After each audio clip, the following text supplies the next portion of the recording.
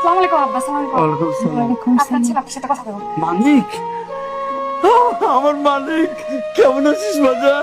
দাজান রে, কেমন আছিস? এখন দুবাই আসছি তো, টাকা পয়সা কামাই দিছি, কথা সুর চেঞ্জ হয়ে গেছে না?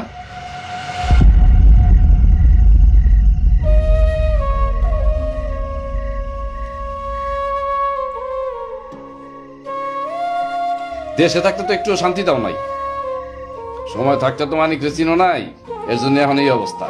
দাও আমার দাও। না, আমি এরকম পোলা লাগে কথা কম না। ঠিক আছে, তোমার কথা কওয়া লাগবো না, তুমি রত্নারে দাও।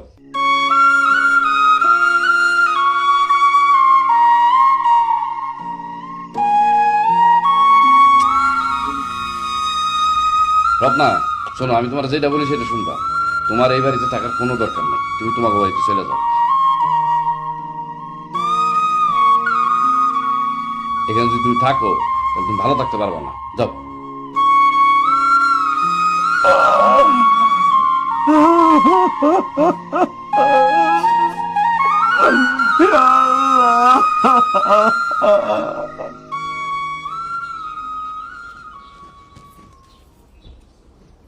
আরে জাবেদ ভাই, তুমি আঙ্গো মাচারে কি করতেছ? হ্যাঁ, তোর মাসাল মানে এটা আমার মাসাল।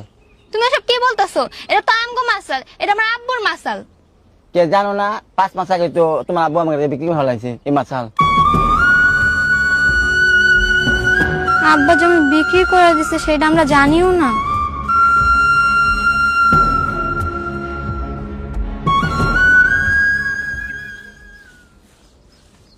এই যাবে না কাকি, কাকাই কই? তোমার কাকাই তো বাবা হে বিয়ে না গেলে খেতে গেছে। অনেকদিন সময় দিছি, আর দিমু না। হয় আমার টাকা আমার ফেরত দেন, নাহলে এই বাড়ি ভিটা আমার নামে লিখে দিয়ে চলে যান। তুমি এসব কি করতেছো বাবা? কিসের টাকা আর তুমি কিসের ভিটা মাটি নিয়ে যাবা? আমি তো কিছুই বুঝতেছি না। হায় রে নাটক রে। কেন কাকাই কই নাই যে এই ভিটা মাটি আমার কাছে বন্ধক রাখে 3 লাখ টাকা দিছে? কি কর? যাই হোক, কাকার এখন খুঁজেই পাওয়া যায় না। কাকা একটা বলবেন আমি আসছিলাম।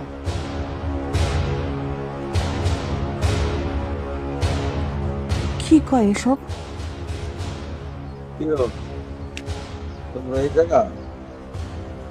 আব্বা তুমি কই গেছিলা?